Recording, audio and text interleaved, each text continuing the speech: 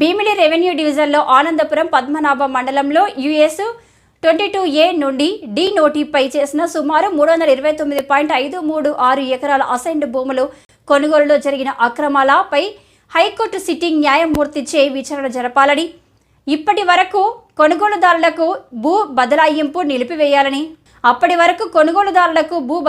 నిలిపివేయాలని విశాఖ దళిత సంఘాల ఐక్యవేదిక convener AP state council doctor Busi Venkatarao demand చేశారు. సోమవారం విశాఖ జిల్లా కలెక్టరేట్ వద్ద నిరసన కార్యక్రమం నిర్వహించారు.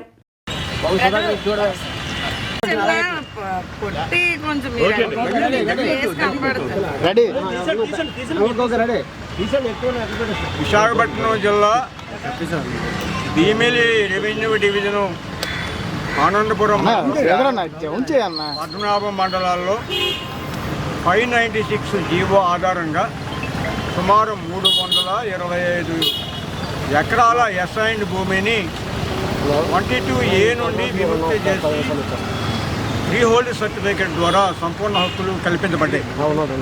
అయితే ఈ సంపూర్ణ హక్కులు కల్పించబడినటువంటి భూములు కొంతమంది పెద్ద మనుషులు చిన్న చిన్న ఎకరం అరెకరంగా ఉన్నటువంటి అసైన్డ్ దారుల దగ్గర నుంచి అక్రమ పద్ధతిలో కొనుగోలు చేశారని చెప్పి మా నోటీస్కి వచ్చాను. అక్రమ పద్ధతి అంటే ఇది అసైన్డ్ భూమిగానే ఉంది, మీరు ఇంకా జరాయితీగా మారలేదు. అసైన్డ్ భూమికి ఎకరాకి మార్కెట్ ధరలో 1/10 కూడా రాదు. కాబట్టి మేము 1/4 ఇస్తాం, మీరు మాకు ఇచ్చేయండి అని చెప్పి వారితో ఒప్పందం చేసుకుని ఎవరైతే అమ్మటానికి ఒప్పందం కుదుర్చుకున్నారో వారికి మాత్రమే ఈ 22A నుండి విముక్తి లభించింది. అవి కొంతమంది బడాబాబులు కొనుక్కున్నారని చెప్పి మా నోటీస్కి వచ్చాను. ఇక్కడ మేము చెప్పదలుచుకున్నది, అసైన్డ్ భూములకి సంపూర్ణ హక్కులు వచ్చిన తర్వాత అది జరాయితీ భూమి అవుతుంది. అది మార్కెట్ ధర ప్రకారం కొనుక్కోవాలి. అలా కొనుక్కోకుండా అక్రమ పద్ధతిలో అసైన్డ్ భూమిగానే ఉందని మభ్యపెట్టి కొన్న వాళ్ళు ఎవరైతే ఉన్నారో వాళ్ళ రిజిస్ట్రేషన్ని పెండింగ్లో పెట్టాలి, భూ బదలాయింపుని నిలుపుదల చేయాలి. రెండవ విషయం, ఇక్కడే కాదు విజయనగరంలో కూడా 85 ఎకరాలు ఈ రకంగానే మార్పిడి జరిగింది. మార్చడంలో మాకేం అభ్యంతరం లేదు, అమ్ముకోటాల్లో మాకేం అభ్యంతరం లేదు.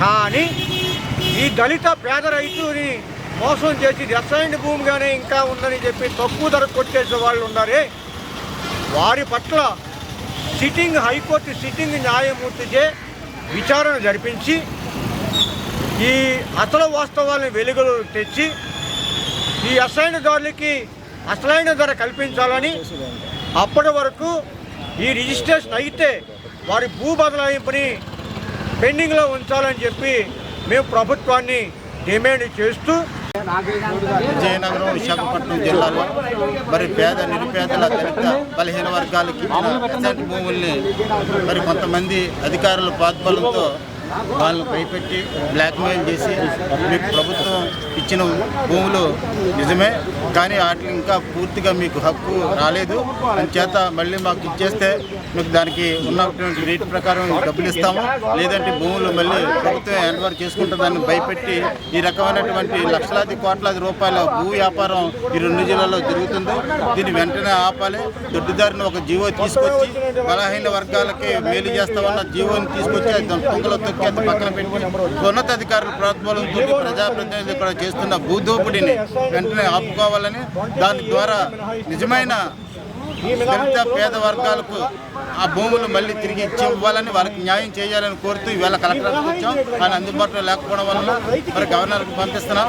అలాగే న్యాయమూర్తితోటి కూడా ఈ వ్యవహారంపై విచారణ జరిపించి ఇక్కడ ఎక్కడైతే భూములు కోల్పోతున్నారో వాళ్ళందరికీ కూడా తిరిగి భూములు ఇప్పించాలని మేము కోరుతాం.